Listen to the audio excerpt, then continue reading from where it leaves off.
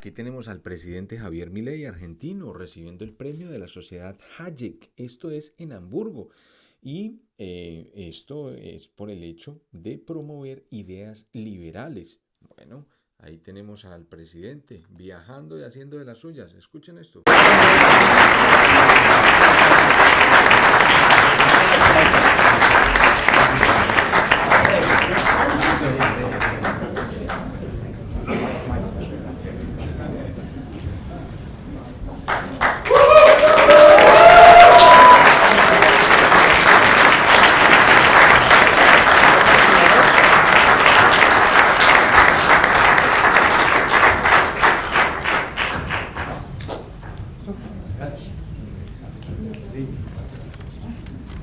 Auf Spanisch kann ich es nicht, aber ich verlese Ihnen den Urkundentext dann auf Deutsch.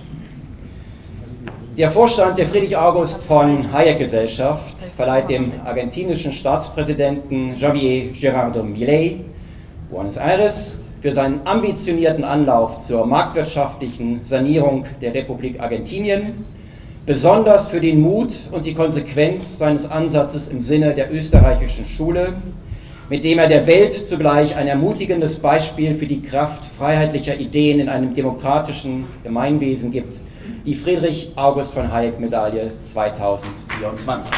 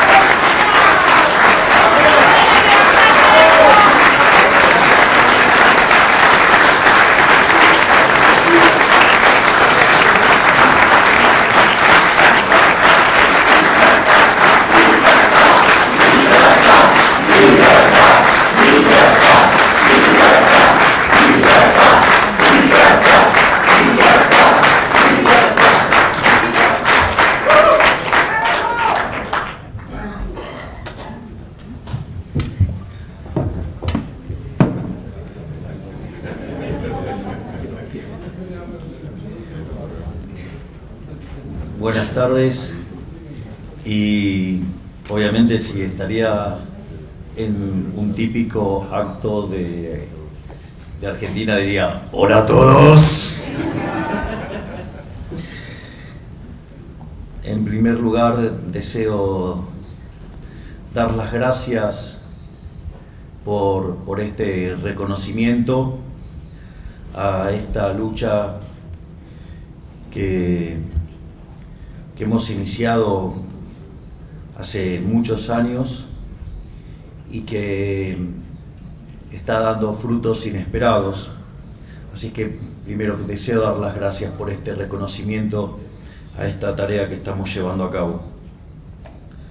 Por otra parte, me gustaría contarles acerca de mi experiencia, de cómo llegué a las ideas de la libertad, porque no es que fui liberal desde el primer momento. En rigor, igual no me siento mal porque Hayek originalmente era socialista. Y como bien dice... y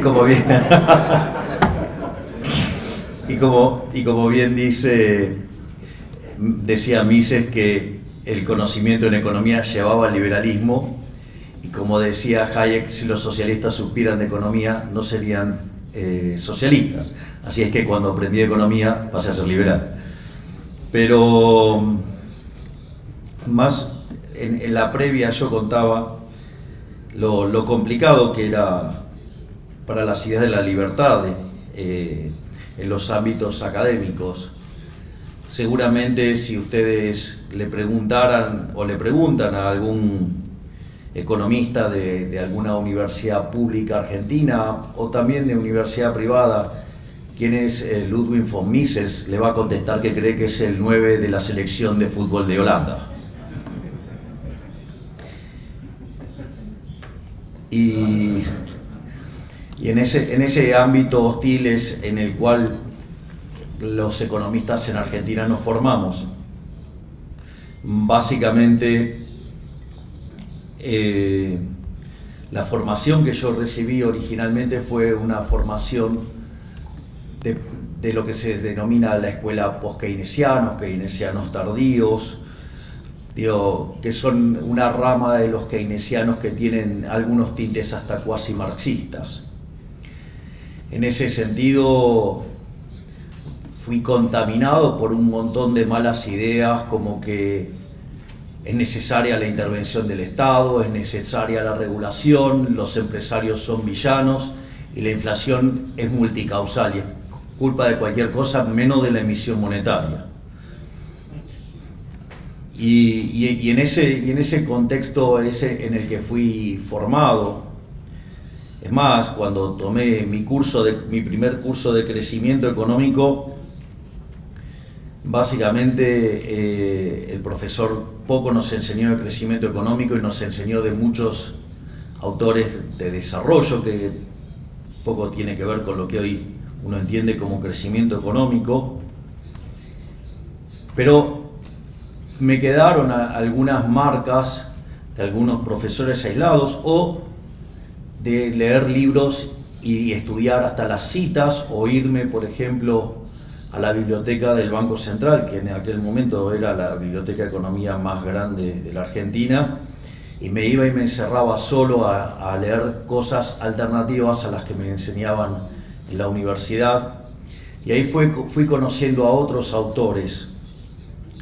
Sin embargo, tuve esa formación y mi primer maestría la hice en economía keynesiana, y ahí fui conociendo las distintas vertientes del keynesianismo. Entonces ya no solo había estudiado los keynesianos, los post-keynesianos, estos keynesianos con algunos tintes marxistas, sino que ahí también pasé a estudiar lo que se denomina los keynesianos modelo Forte, y también a estudiar ya unos keynesianos un poco mejorados, como son el caso de los keynesianos neoclásicos, que es básicamente el tipo de keynesianismo que uno hoy conoce regularmente. Y con ese herramental salí a trabajar, a buscar trabajo y a tratar de ganarme la vida trabajando como economista. Y la verdad es que era bastante frustrante, era una concatenación de frustraciones permanentes todo lo que me pasaba, porque si bien las cosas que decían no desentonaban con lo que decían el resto de los profesionales en Argentina, yo me daba cuenta que era un errador serial, era un pifiador serial, era una máquina de cometer errores, y que en realidad teníamos toda una serie de artilugios para esconder todos esos errores, y que siempre, se les cargaba las tintas por ejemplo, se cargaba mucho las tintas sobre las expectativas, pero las expectativas no pueden ser más que el propio modelo. Hay una reflexión de Hayek sobre eso, casi mofándose de la forma, en la cual las distintas ramas neoclásicas se van justificando. Al mismo tiempo, empecé a dar clases de microeconomía, y eso la verdad que fue una verdadera bendición, porque ahí me empecé a formar, no tanto en el formato de la macroeconomía convencional, sino empecé a trabajar fuertemente con los microfundamentos. Y cuando ustedes analizan la estructura de un curso de microeconomía, les abre al menos una ventana para que empiecen por lo menos a olfatear las ideas de la libertad. Y como dar clases de microeconomía me divertía muchísimo, además me gustaba mucho aparte yo me ocupaba activamente para que el curso finalizara con equilibrio general, que es el mismo campo de aplicación de la macro, pero con microfundamentos. Estas cosas hoy parecen redundantes, hace 30 años atrás no era así, el debate era distinto. Piensen que recién en la década del 90 se empieza a trabajar de manera como una microfundamentada intertemporal de bases sólidas. Entonces, en este contexto, también, digamos, fue de muchísima utilidad el hecho de trabajar con la microeconomía, digamos, y eso abría también otras ventanas, y ahí, digamos, fui perfeccionando mi pensamiento neoclásico. Además, la matemática me resultaba amigable y por lo tanto, o sea, iba avanzando de manera confortable. Además, la microeconomía me daba muchas herramientas para trabajar. Me permitía hacer que mi trabajo fuera muchísimo más divertido, que lo llenara continuamente de microfundamentos. Pero también había ahí algunos problemas. Es decir, básicamente uno cuando en la parte 1 en general en un curso de micro, en un libro de micro tiene lo que es toda la teoría del consumidor, digamos, para derivar la teoría de la demanda, después viene toda la teoría de la firma para derivar la oferta, después pasa a las estructuras de mercado, va el caso de la competencia perfecta, que digamos Hayek tiene un excelente punto sobre la crítica a la competencia perfecta. Digo, es tan ridículo el modelo de competencia perfecta que no termina habiendo, digamos, o sea, los agentes son todos precios aceptantes, o sea, tiene un comportamiento básicamente como si no existiera nada, entonces, o sea, es bastante contradictorio. Y a partir de ahí empiezan los fallos de mercado, ya sea las estructuras de mercado concentradas o con su contrapartida técnica, matemática, si ustedes quieren, que es básicamente que se definen como no convexidades. Aparece el problema de los bienes públicos, de las externalidades, los problemas de información asimétrica, los problemas de falla de coordinación y teoría de los juegos.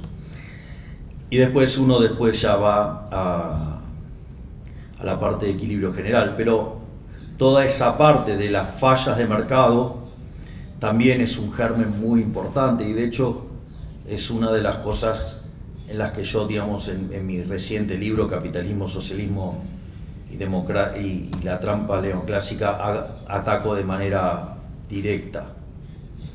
Pero más allá de eso, entonces, frente a la frustración que implicaba el trabajo, que solamente podía estar haciendo cosas de microeconomía, y entonces decidí hacer una segunda maestría, una maestría ya no tan basada sobre una escuela de pensamiento, sino una maestría mucho más ecléctica, y ahí fui conociendo distintas versiones para el enfoque. Ahí, digamos, me recrudecí en mi pensamiento neoclásico. Al mismo tiempo sentía un profundo desprecio por el Estado, pero no tenía la forma de canalizarlo. Es decir, Argentina estaba sufriendo la parte final del programa de convertibilidad, y en ese contexto tenía claro que el Estado no era la solución, que el Estado era el problema, pero las herramientas que tenían no eran las correctas, y entonces seguía acumulando frustraciones con el herramental que tenía. Y cuando empecé esta segunda maestría, ahí me encontré con toda la literatura nueva del crecimiento económico.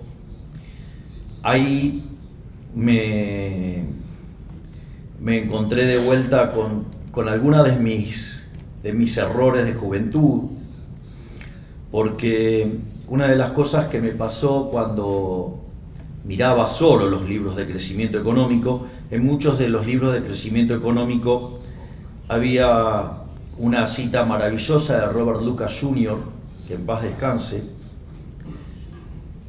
que dice: cuando uno empieza a analizar este tipo de cuestiones, el crecimiento económico, las consecuencias sobre el bienestar humano son tan fuertes que uno no puede pensar en ninguna otra cosa. siendo un joven estudiante de la licenciatura en Economía, lo primero que pensé es que, otro profesor que cree que su materia es la más importante de todas. Sin embargo, cuando ya estaba haciendo mi segunda maestría, fue muy revelador eso, y es así que me empecé a involucrar de manera muy activa con los temas de crecimiento económico, y todo eso me llevó, digamos, no solo a especializarme en crecimiento económico, con y sin dinero, es decir, en el fondo me estaba preparando para saber cómo hacer para bajar la inflación y cómo hacer crecer a una economía, que dicho sea de paso, por puro orden espontáneo, puro la fuerza del cielo, me pusieron justamente en el país de la inflación y en el país de la decadencia como presidente. Digamos, eso sería un canto a Adam Smith y también a Hayek, que tanto nos enseñó acerca de cómo funciona el sistema de precios.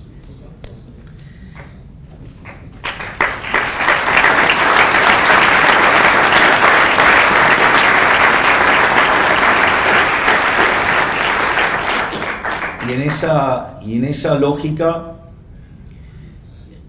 digamos, donde me empecé a especializar en crecimiento, donde leía cuánta cosa de crecimiento económico andaba dando vuelta, me involucré muy activamente en todo lo que es la teoría de los ciclos reales, o sea, el Real Business Cycle. Digamos, me gustaba la matemática, me gustaba la estructura, el Estado hacía ruido, por lo tanto, en ese sentido me sentía muy cómodo, tenía mejores explicaciones que las de antes, eran un poco arriesgadas, tomárselas al 100%, pero siempre uno podía mejorar un poco la modelación para tratar de explicar las cosas. Pero y ahí que ya me sentía muchísimo más tranquilo, más confortable, más cómodo, bueno, vino la crisis subprime. Y en ese momento, al llegar la crisis subprime, y en especial con los problemas del global imbalance, o sea, del desequilibrio global, y cómo esto impactaba, digamos, en lo que tenía que ver Estados Unidos, China y Europa, y cómo nos avecinábamos a una catástrofe similar a la Gran Depresión, eso me obligó a tener que volver a leer autores como Keynes y a Milton Friedman. Es más, de hecho, la lectura de Keynes, o sea, en mi caso no solo me quedé con leer la teoría general, o sea, he leído varios libros sobre Keynes, pero confieso que casi patológicamente la teoría general la leí 5 veces, a punto tal que hasta escribí un libro que se llama Desenmascarando la mentira keynesiana. O sea, por lo tanto, eso me permitió también reconectar con otras partes del debate, pero igual me sentía frustrado, y una de las cosas que dije, bueno, solamente me voy a dedicar al crecimiento económico, las cosas que diga son válidas en el largo plazo. En cuanto a mi trabajo, utilizo los fundamentos micro y basta, y no me hago más problema. Y ahí estaba feliz con el crecimiento económico. Y me quedé ahí haciendo crecimiento económico, me quedé en ese lugar, sin tener que confrontar en el corto plazo, porque ya me había dado cuenta que por todos los lados que andaban dando vuelta disponibles, en todos la cosa no funcionaba. Pero como todas las cosas buenas, en algún momento terminan.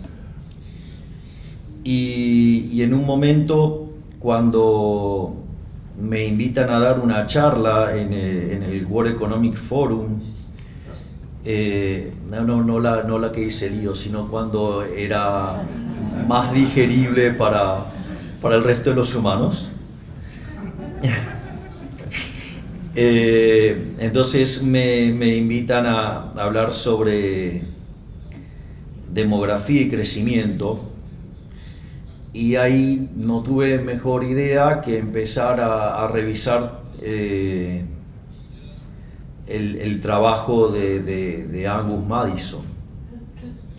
Y me encontré sus trabajos sobre economías milenarias. Y ahí me encontré con sus estimaciones de población y del PBI per cápita a lo largo de 2000 años. Es decir, desde el año 0 de la era cristiana hasta el año 2000. Y una de las cosas que me rompió los ojos era lo que en la teoría del crecimiento se llama el palo de hockey. Cuando ustedes miran la serie del PBI per cápita desde el año 0 hasta el año 2000, ustedes van a ver que el PBI per cápita prácticamente está constante entre el año 0 y el año 1800. En rigor solamente sube 40% en el siglo XVI, es decir, justo después del descubrimiento de América. Pero si ustedes toman eso en esa serie, el PBI per cápita crecía a una tasa del 0,02%. Es decir, que ustedes para duplicar el PBI per cápita necesitaban 3.500 años.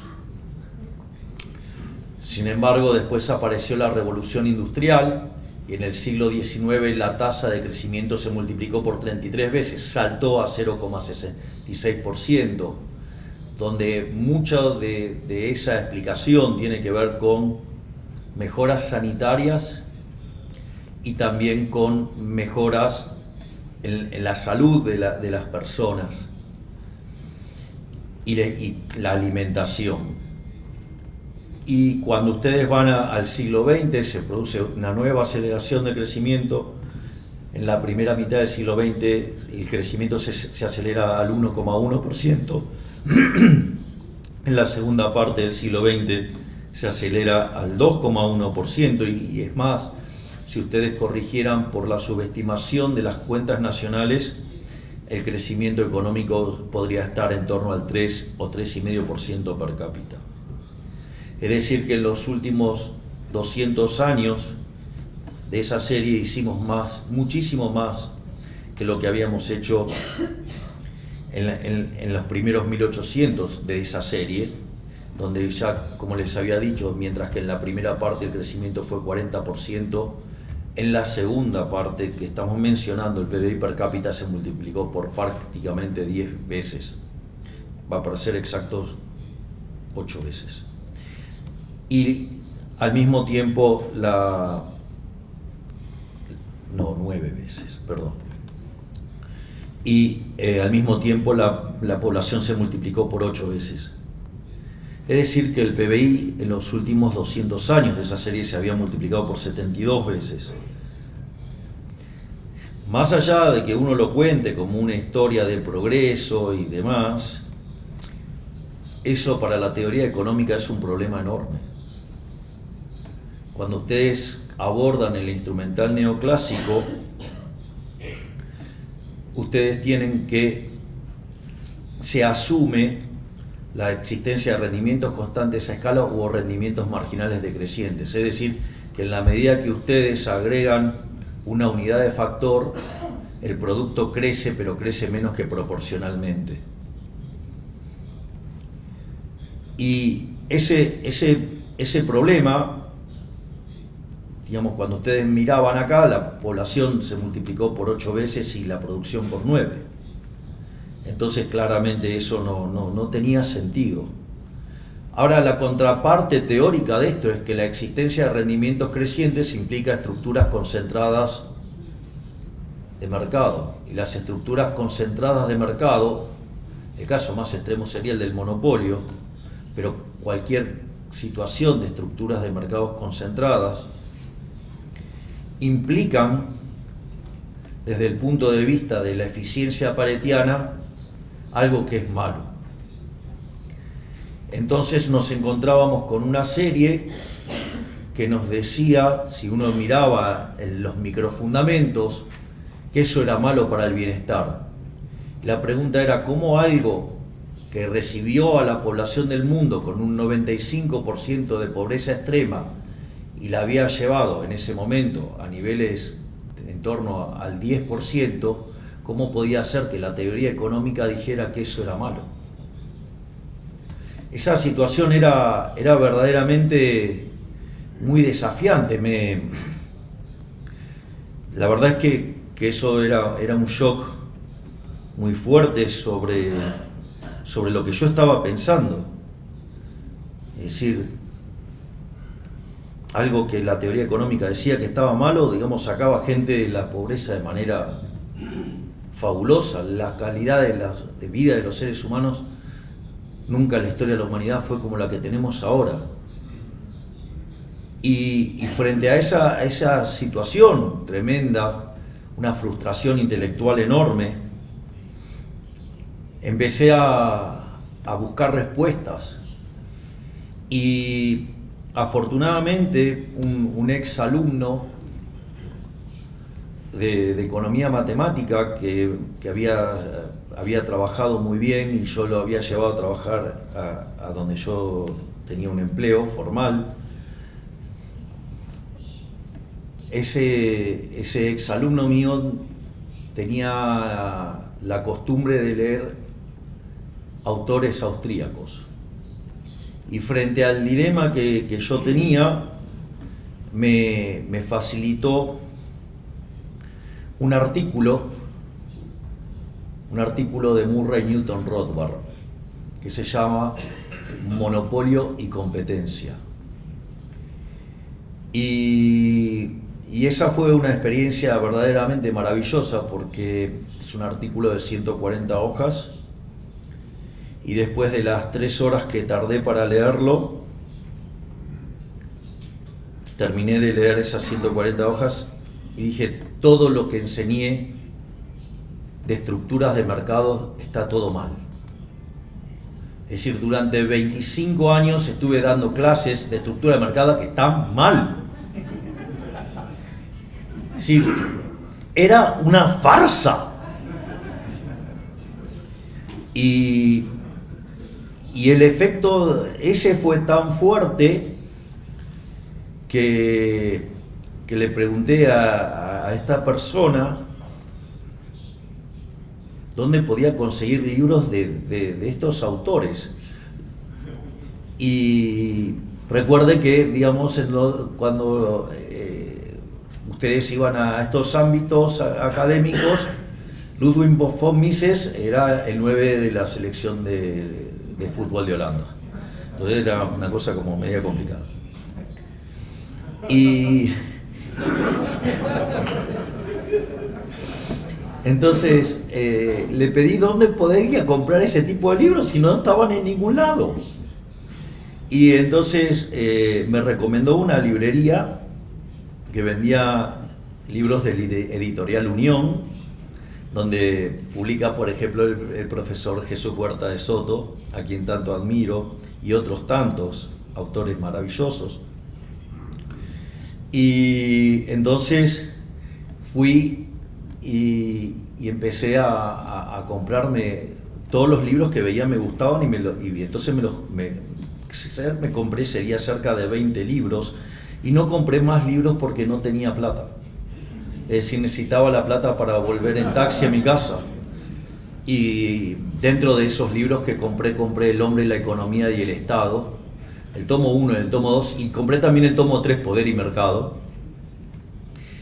que es cuando Murray Newton Rothbard ya se vuelve anarcocapitalista, o crea el anarcocapitalismo.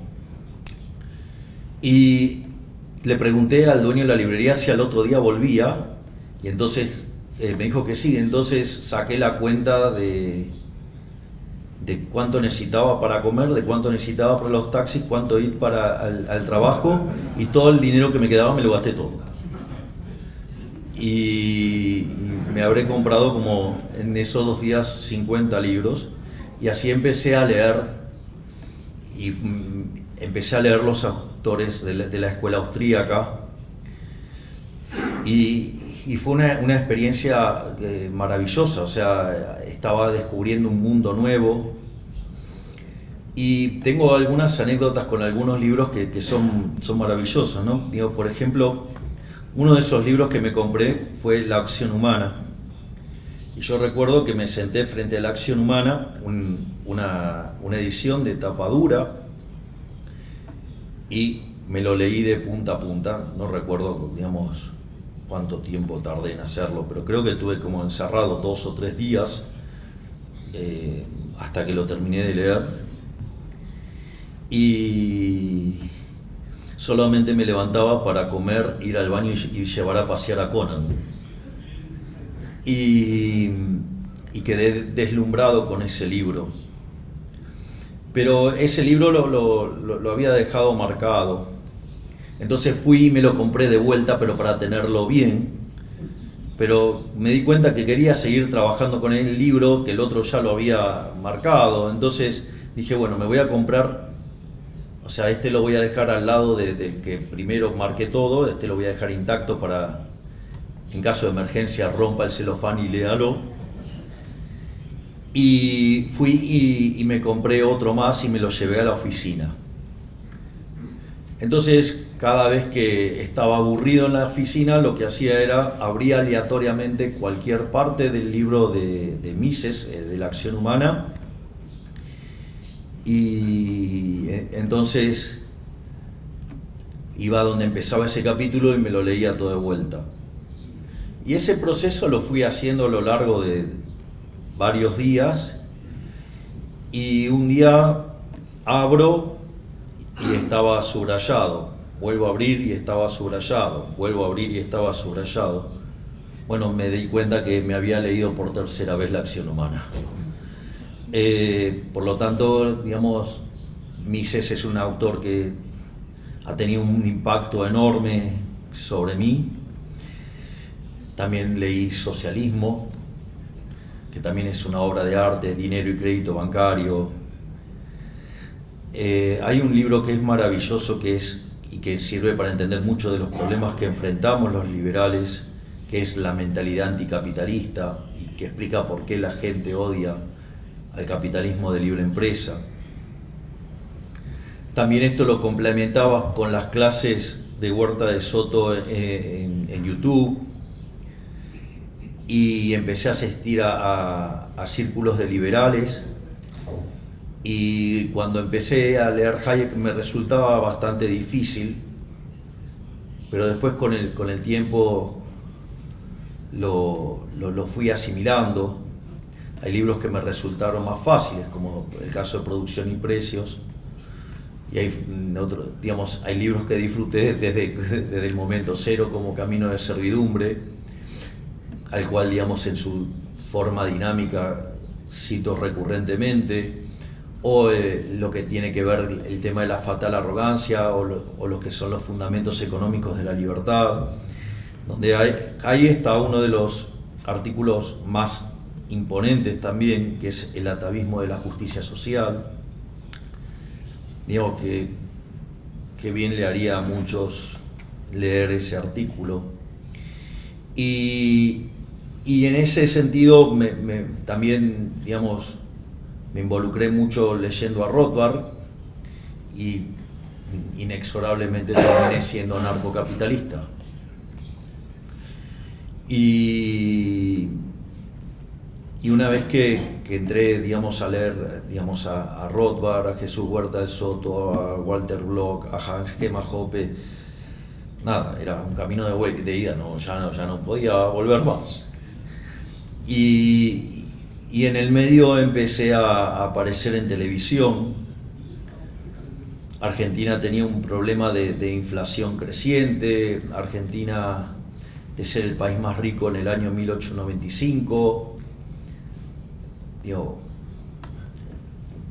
estaba cayendo de manera pronunciada, termina cayendo hasta el lugar 140 en el ranking, la inflación cada vez era más alta, y yo empiezo a participar en programas de televisión defendiendo las ideas de la libertad. Y la verdad es que al inicio era como la película Gladiator, era yo contra todos, o sea, y me encontraba contra 15 personas que todas defendían el Estado, el socialismo y todas esas cosas, inexorable. Y además los kirchneristas eran bastante violentos para debatir. Ellos, digamos, como muchas de la izquierda, básicamente lo que hacen es ponerle 4 o 5 de los de ellos, y cuando ustedes están tratando de hablar y de hilar un razonamiento, empiezan a hablar encima de uno. Entonces uno se ve forzado a tener que levantar el tono para poder seguir el razonamiento, y entonces después me acusaban de estar gritando en los paneles. Digo, lo más interesante que muchos de los que me acusaban eran los liberales de Copetín, que habían hecho del liberalismo una vergüenza y que, digamos, las reuniones no podían llenar un ascensor. Digo, como el chiquitito de acá. Digo, no hay un ascensorero. No, ¿cómo es de acá? Y bueno, y empecé a dar esas batallas titánicas en la televisión, y eso me permitió ir ganando popularidad. Y en un momento, cuando llegó la pandemia, ahí es como que la sociedad empezó a hacer un clic, porque al estar encerrados se hubo una revalorización de las ideas de la libertad. Mire, les voy a contar una anécdota sobre lo que era ser liberal cuando yo empecé a discutir estas cosas en televisión. Un día yo estaba dando clases y un alumno viene súper ofuscado porque le había puesto un 0. Estaba todo mal lo que había hecho. No podía ni siquiera ponerle un 1, era regalarle nota. Entonces el muchacho, de manera muy violenta, viene a gritarme y su insulto es: usted es liberal. Me insultaba diciendo: usted es liberal. Entonces, frente a esa situación, le digo: dale, animate y repetímelo. Usted me dice: liberal. Y yo le dije: gracias, muchas gracias.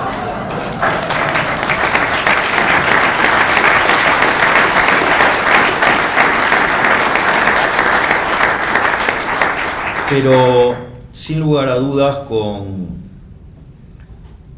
la llegada de la pandemia, el COVID y las cuarentenas cavernícolas que se impulsaban desde la Organización Mundial de la Salud y que Argentina, digamos, adhería fuertemente, hubo toda una reivindicación de las ideas de la libertad. Y pasaron algunas cosas muy interesantes, porque muchos de mis seguidores eran personas jóvenes, es decir, y esto es muy interesante, ¿por qué, digamos, esas personas jóvenes, digamos, tenían tanta afinidad con lo que yo estaba haciendo?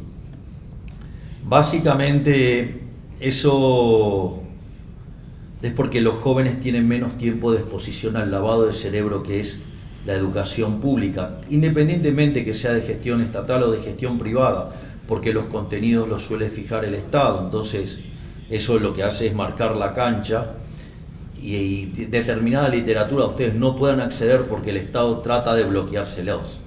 Es decir, a ningún estatista o a ningún, digamos, político le va a gustar que ustedes lean Rothbard, porque, digamos, imagínense que le están torpedeando la fuente de ingresos, y en realidad, como ellos tienen el poder, digamos, el monopolio de la violencia, lo ejercen para que justamente no puedan acceder a esas ideas. Entonces, los jóvenes en ese sentido, además, son rebeldes frente al statu quo. El statu quo en Argentina era socialista, por lo tanto la rebelión natural de los jóvenes iba a ser hacia el liberalismo, y por alguna cuestión, digamos, les resultaba agradable lo que yo hacía, y entonces empezaron a seguirnos. Y durante la pandemia, al quedar esos jóvenes encerrados con sus padres y en algunos casos hasta con sus abuelos o con sus abuelos, ellos le empezaron a hablar de Milei, y le hablaban de Milei. Miren, ustedes, si un programa de televisión no les gusta, pueden hacer zapping. Ahora si su hijo le dice, quiero que veas a Milei, quiero que veas a Milei, no pueden hacer zapping, en algún momento lo iban a lograr. Y lo lograron. Y entonces se empezó a extender esa situación y empezaron a ver videos en los cuales yo hablaba de las ideas de la libertad o presentábamos libros. Además, los libros nosotros los presentábamos con el formato de como si siempre pensábamos en un formato como si fuera a ir a ver un recital de los Rolling Stones, de modo tal que ustedes siempre quisieran volver a verlo, o sea, generar esa situación. Y por eso es que ustedes, digamos, pueden ver alguna presentación de un libro mío sobre Keynes, y por ejemplo la gente gritaba: Keynes, sos ladrón, Keynes, sos ladrón.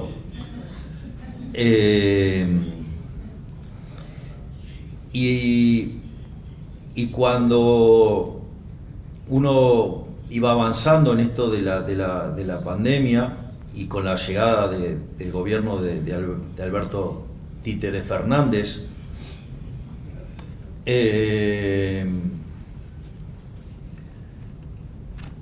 empiezan a implementar todas estas medidas salvajes, liberticidas, y en ese contexto lo que empieza a ver es un intento de censura.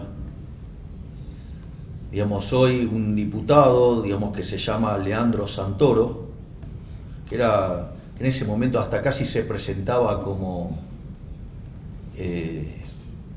casi un vocero no oficial de Alberto Fernández, iba a los canales de televisión y pedía abiertamente por la censura de los liberales. Digo, de hecho hay una entrevista en la cual usted le dice al dueño de un medio: ustedes son unos irresponsables, ¿cómo van a permitir que en el horario central aparezca un loco de pelos largos diciendo que hay que cerrar el Banco Central? Y entonces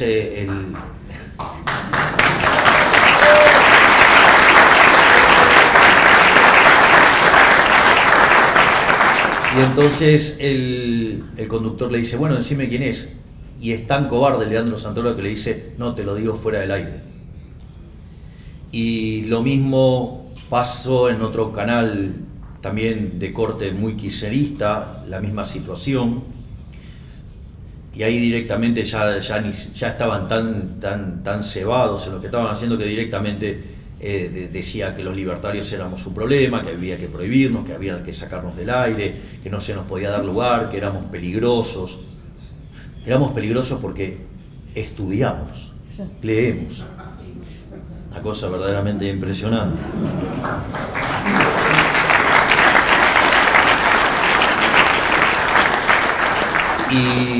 Y frente al avance de la censura, digamos, a nosotros eso nos planteaba un problema. Siempre hablo en primera persona del plural porque, digamos, todo esto si mi hermana, el jefe, no lo podría haber hecho. Y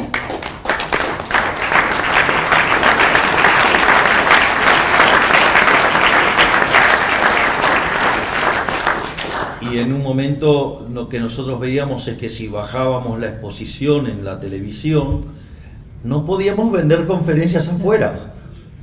Y se nos complicaba el ingreso de dólares para gastar. Entonces, frente a esa situación donde veíamos en riesgo nuestros ingresos, o sea, no es tan romántico el ingreso mío a la política, eso es lo que quiero decir.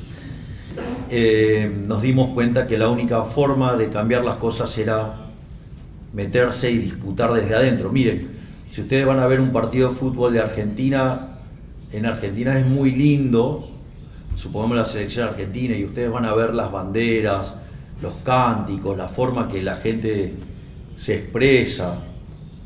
Ahora, el choripán. Y claro, hay que sacárselo a los peronistas. ¿Quién dijo que es solo de los peronistas el choripán? El choripán es de los argentinos. Y en ese sentido, el desafío es: yo puedo poner el balón en el medio de la cancha, y por más que la gente grite, cante y haga cosas hermosas, la pelota no se mueve. La pelota no se mueve. Tiene que entrar alguien y patear, porque si no ellos patean y siguen haciendo goles, no les importa que del otro lado no haya nadie. Y es así que nos decidimos meter en política, y una de las cosas que nos pasó es que vino una persona y nos dijo, bueno, decime si tenés algún esqueleto en el placar. Y con mi hermana nos miramos y dijimos, no.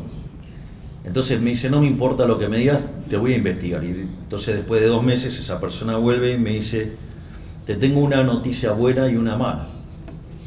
Bueno, como soy un perfeccionista, le dije, primero decime la buena si trabajo sobre la mala. Entonces me dice, la buena es que no te encontramos nada. Dije, pero eso es buenísimo. No, eso también es malo, porque entonces te lo van a inventar. Y como no sabes lo que te van a inventar, es un verdadero problema, porque ni siquiera sabemos, porque si tenés un muerto en el placar, vemos cuándo lo sacamos. O sea, ahora no tenés muerto en el placar, te lo van a inventar, no sabés qué te van a inventar, va a estar complicado. Y vaya que me inventaron un montón de muertos en el placar. Debo tener un cementerio dando vuelta a mi alrededor. Y me acuerdo que cuando empezamos ese proceso, primero nos dijeron que no íbamos a poder formar partido, y formamos partido. Después nos dijeron que no íbamos a poder pasar las PASO, que es un mínimo de 2%, y las pasamos. Y nos habían dicho que no podíamos sacar más que el 5% de los votos, que ni de casualidad iba a poder llegar a ser diputado, que íbamos a perder contra el voto en blanco, que íbamos a perder contra la izquierda. Y la verdad es que estaba pasando algo interesante. En ese momento la doctora Patricia Bullrich, con quien yo después competí en la presidencial, y hoy estoy orgulloso de que sea mi ministra de Seguridad, que está poniendo de rodillas a los malditos delincuentes.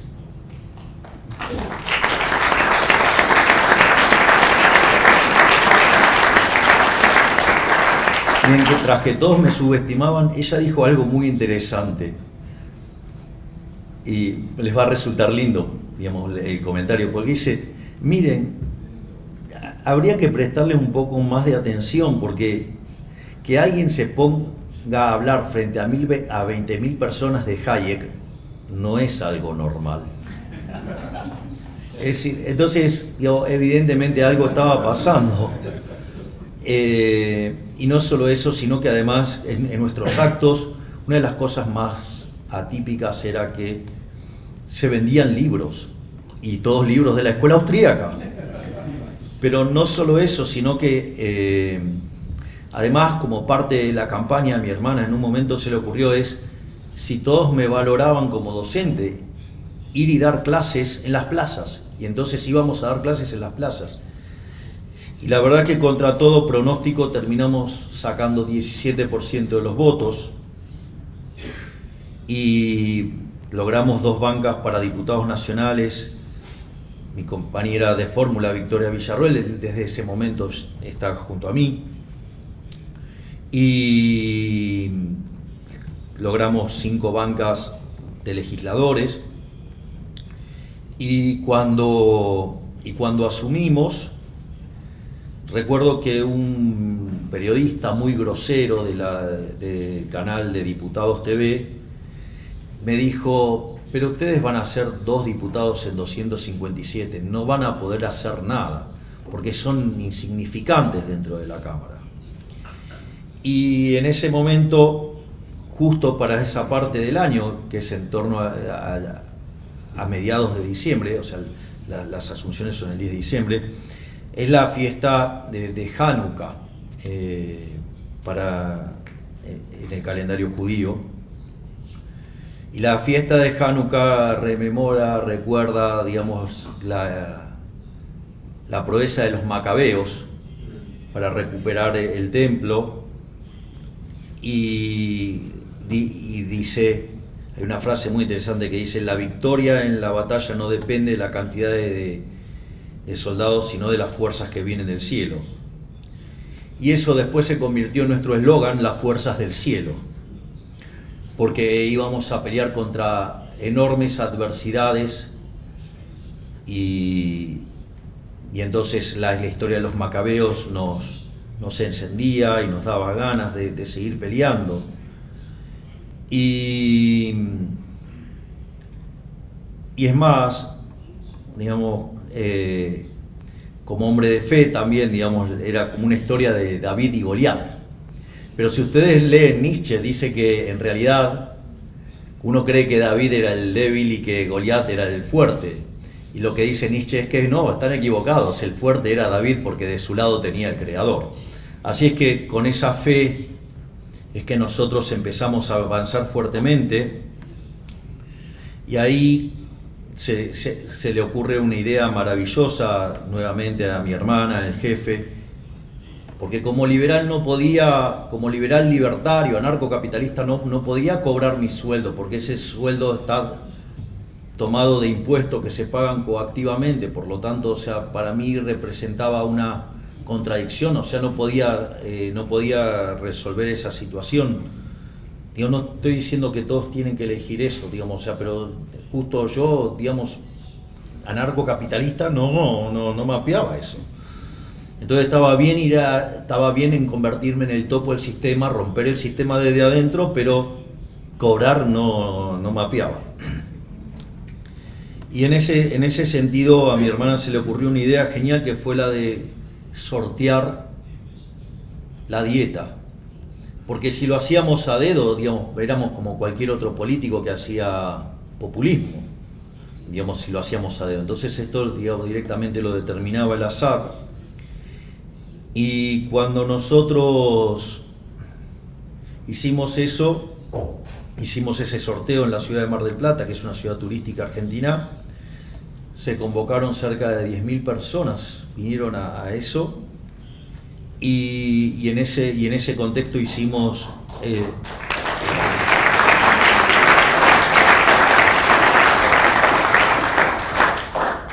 el sorteo de la dieta,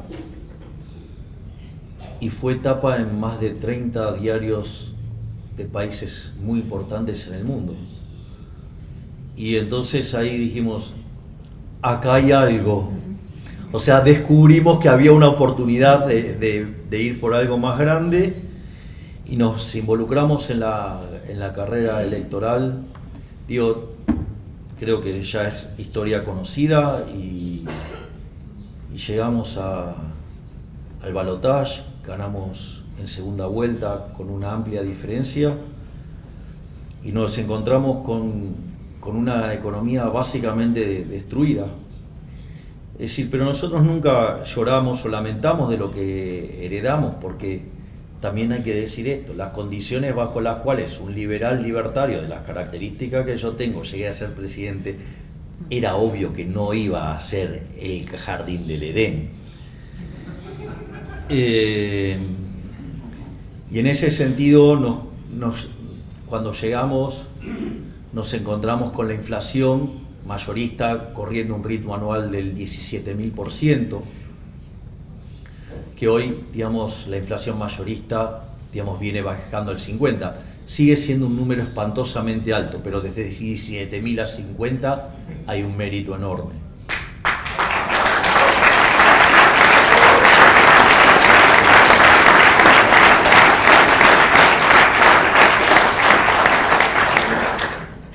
Al mismo tiempo, nos encontramos con un déficit fiscal de 15 puntos del PBI, 5 en el Tesoro, 10 en el Banco Central, y nosotros hablábamos de la motosierra, pero decían que era imposible hacer el ajuste que nosotros planteábamos.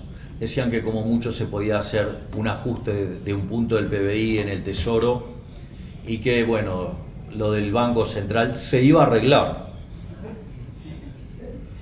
Yo quisiera saber cómo se iba a arreglar si el gobierno anterior además nos había dejado 4 bases monetarias venciendo a un día al momento de asumir, o con 50.000 millones de dólares de deuda contra importadores, 15.000 millones de dólares de deuda contra importadores, dividendos, 90.000 millones de dólares expresados en pesos de vencimiento de deuda, 25.000 millones de dólares de vencimiento de deuda externa cuando, digamos, se nos había caído el acuerdo con el Fondo Monetario Internacional.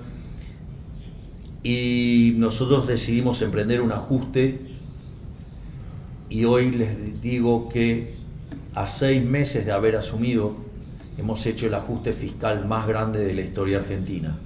Hemos ajustado 15 puntos del PBI.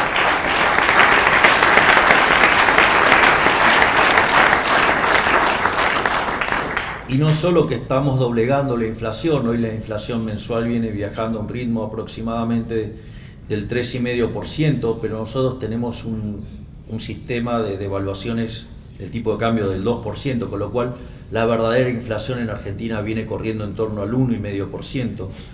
Y esto es muy importante también porque frente a otros casos de estabilización, nosotros no tuvimos que ir a la hiperinflación previa para que se licúen los saldos reales.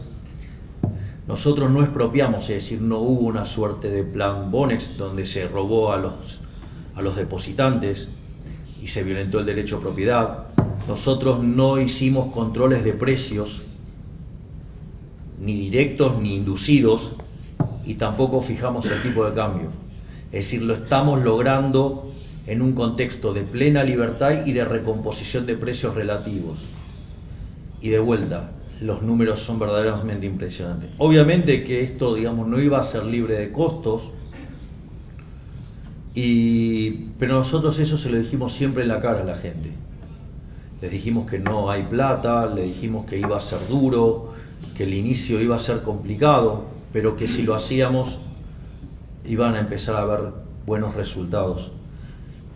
Y a diferencia de lo que nosotros creíamos, la verdad es que la respuesta está siendo mucho más rápida de lo que imaginábamos. Si bien el primer trimestre fue muy dura la caída, la forma en la cual diseñamos el programa hizo que fuera menos de la mitad de lo que fue la caída del peor momento del 2002, que fue del 16%.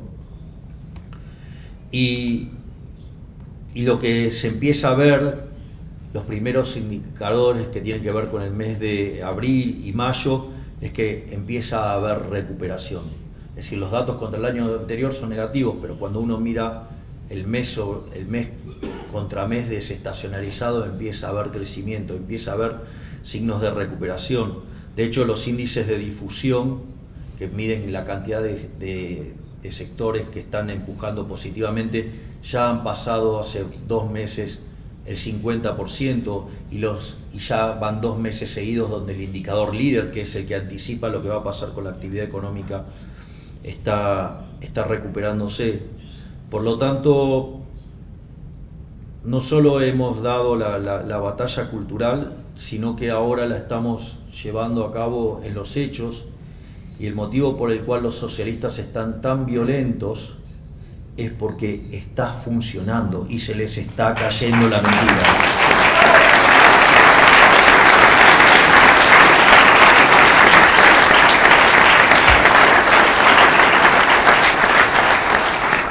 Y finalmente, quiero dejar algunas reflexiones. Una es que defiendan las ideas con pasión y crean en las ideas porque funcionan. Nosotros no solo es que la política no nos acompañó en estos primeros meses de gestión, porque no nos votó ninguna ley, no nos sacó ninguna ley. Fue una máquina de impedir todo el tiempo. Es decir, no es que no solo no ayudaron, sino que además, desde el primer momento intentaron hacer un golpe de Estado. Y a pesar de todas las trabas, todos los intentos de desestabilización, todos los ataques que hemos recibido, estamos saliendo, estamos siendo exitosos en controlar la inflación y está la actividad recuperándose. Es decir, las ideas son tan fuertes, que aún toda la casta política, la peor parte de la política argentina, toda en contra y tratando de impedir, que se ha llevado distintos gobiernos a lo largo de la historia, les estamos ganando gracias a las ideas de la libertad.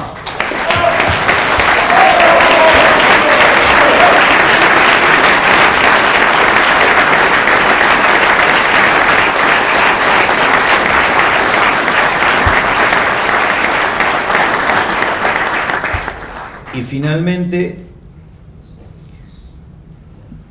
previo a viajar, digamos, ya está por salir lo que se llama la ley de bases. Para que se den una idea, la reforma estructural más grande que se hizo Argentina fue en la década del 90, en el gobierno de Menem, y esa ley bases, que ha sido mutilada en parte por la política, así como está hoy, es 5 veces más grande que la reforma de Menem. Y si ustedes toman el decreto de necesidad y urgencia, que todavía está vigente, las reformas estructurales que hemos hecho son 8 veces más grandes que la que hizo en Menem, y que podrían haber salido en el primer mes, pero bueno, están saliendo ahora. ¿Y por qué digo esto? Porque esto implicaría que Argentina daría un salto en libertad económica, en el índice de libertad económica, de 90 puestos.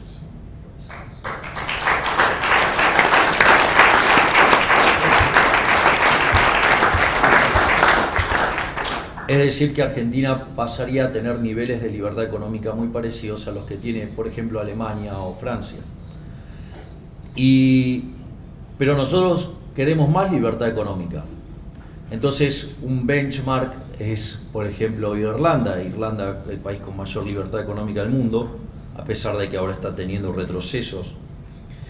Y que un país que debe ser el país más miserable de Europa en 35 años, digamos, hoy tiene un PIB per cápita que es 50% mayor que el de Estados Unidos. Entonces, ese sería un lindo benchmark.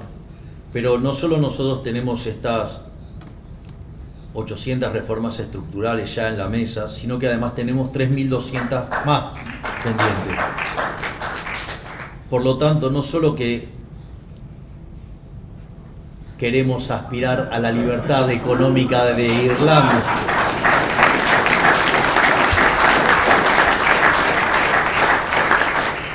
por lo tanto, no es que estemos aspirando a la libertad económica de Irlanda, sino que estamos aspirando a ser el país más libre del planeta y que eso sea una fuente de prosperidad para todos los argentinos y un excelente ejemplo para el mundo, para saber que las ideas de la libertad funcionan. Así que muchísimas gracias y ¡viva la libertad, carajo!